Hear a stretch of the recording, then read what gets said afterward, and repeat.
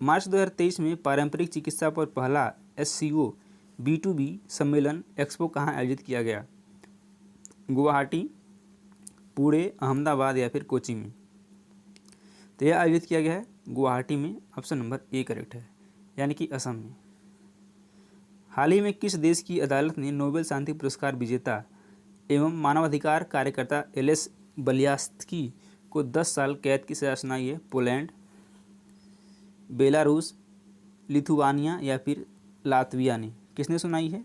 यह सुनाई है बेलारूस ने। बी ऑप्शन करेक्ट है।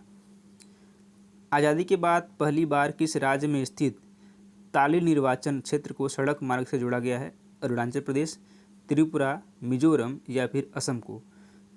किसको जोड़ा गया है? ये जोड़ा गया है अरुणाचल प्रदेश को। याद रखिएगा,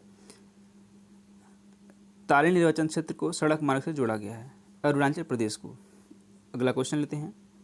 हेकानी जाखलू निम्नलिखित में से किस राज्य में विधानसभा चुनाव जीतने वाली पहली महिला उम्मीदवार बनी? नाम क्या है? हेकानी जाखलू। नागालैंड, असम, मणिपुर या फिर त्रिपुरा?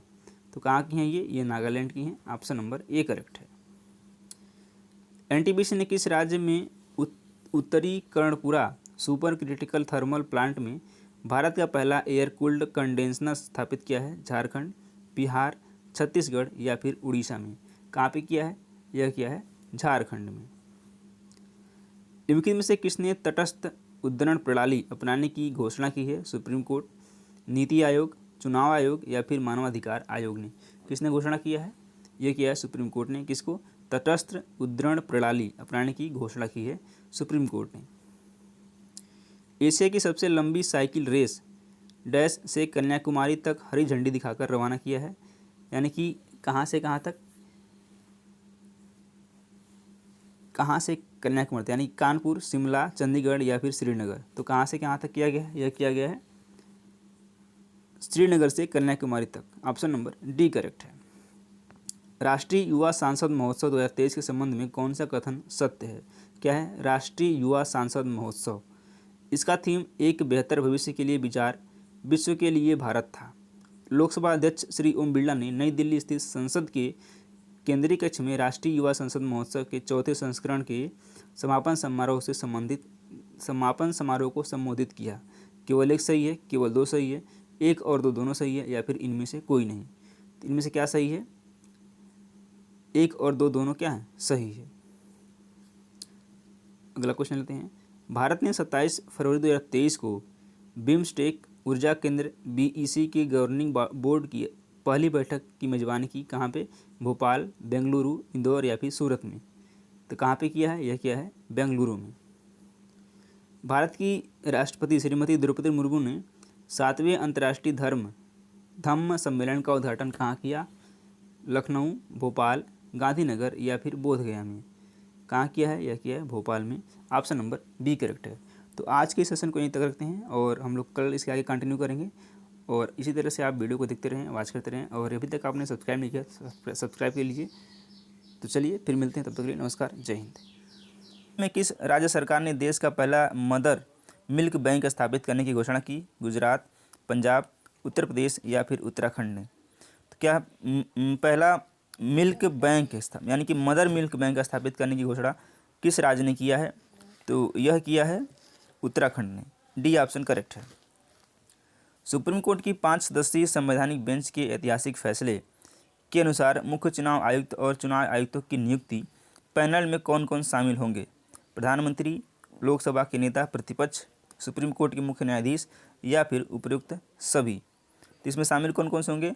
प्रधानमंत्री भी शामिल हैं, लोकसभा के नेता प्रतिपक्ष भी शामिल हैं, सुप्रीम कोर्ट के मुख्य न्यायाधीश भी शामिल हैं, यानी कि सभी लोग शामिल हैं। तो ऑप्शन नंबर डी करेक्ट है। वर्ल्ड हैप्पीनेस रिपोर्ट 2023 के संबंध में कौन सा कथन सत्य है? सत्य पूछा जा रहा है। फिनलैंड को लगातार छठी बार शीर्ष स्थान प्राप्त हुआ है। भारत को 126वां स्थान प्राप्त हुआ है। डेनमार्क और आइसलैंड क्रमशः दूसरे और तीसरे पायदान पर हैं। केवल एक, केवल दो, एक और दो या फिर एक, दो और तीन? कौन सा करेक्ट हो जाएगा? ये हो जाएगा एक, दो और तीन, यानी कि क्या है? तीनों सही हैं। फिनलैंड को लगातार छठी बार शीर्ष स्थान प्राप्त हुआ है, बिल्कुल करेक्ट है। भारत को इसमें 126वां स्थान प्राप्त हुआ है, ये भी करेक्ट है। और डेनमार्क और आइसलैंड क्रमशः दूसरे और तीसरे पायदान पर हैं, ये भी करेक्ट है, यानी कि तीनों क्या हैं? करेक्ट है। अगला क्वेश्चन लेते हैं, किस देश में सेवानिवृत्ति की आयु 62 से बढ़ाकर 64 करने की सरकार की योजना के खिलाफ भारी विरोध प्रदर्शन हुआ है? चीन, इटली, फ्रांस या फिर स्वीडन? कौन सा देश है? यह देश है फ्रांस। सी ऑप्शन करेक्ट है।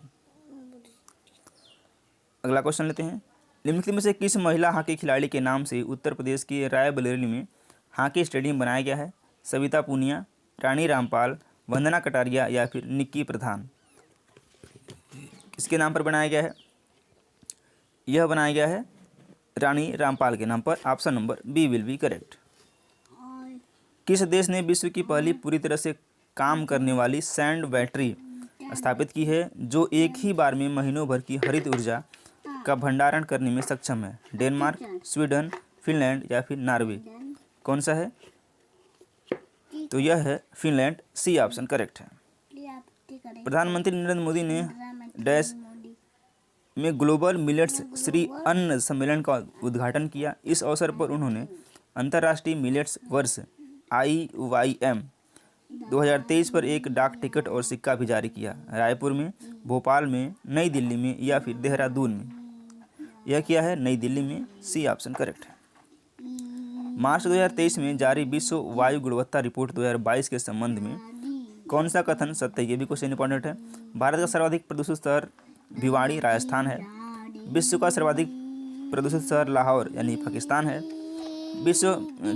चाड विश्व में सर्वाधिक प्रदूषित देश है या फिर भारत विश्व में 8वां सर्वाधिक प्रदूषित देश है? इसमें से कौन सा करेक्ट है? 32 की बात कर रहे हैं। ये क्या है? चारों के चारों सही हैं। ऑप्शन नंबर डी करेक्ट हो जाएगा। अगला क्वेश्चन लेते हैं, के बिरला फाउंडेशन द्वारा किस भाषा की लेखिका शिव शंकरी को उनकी कृति सूर्यवंशम के लिए वर्ष 2022 से के सरस्वती सम्मान के लिए चुना गया है? तमिल, कन्नड़, मलयालम या फिर हिंदी? बात की जा रही है के बिरला फाउंडेशन द्वारा। ये लेखिका कौन है? शिव शंकरी हैं और जो उनकी कृति है वो क्या है? सूर्यवंशम है। और भाषा कौन सी इनकी है? इनकी भाषा है तमिल। ए ऑप्शन करेक्ट है। कभी पूछ सकता है कि शिव शंकरी की जो सरस्वती सम्मान मिला है उनकी कृति क्या है? तो उनकी कृति है सूर्यवंशम और भाषा क्या है? तमिल है। सॉरी,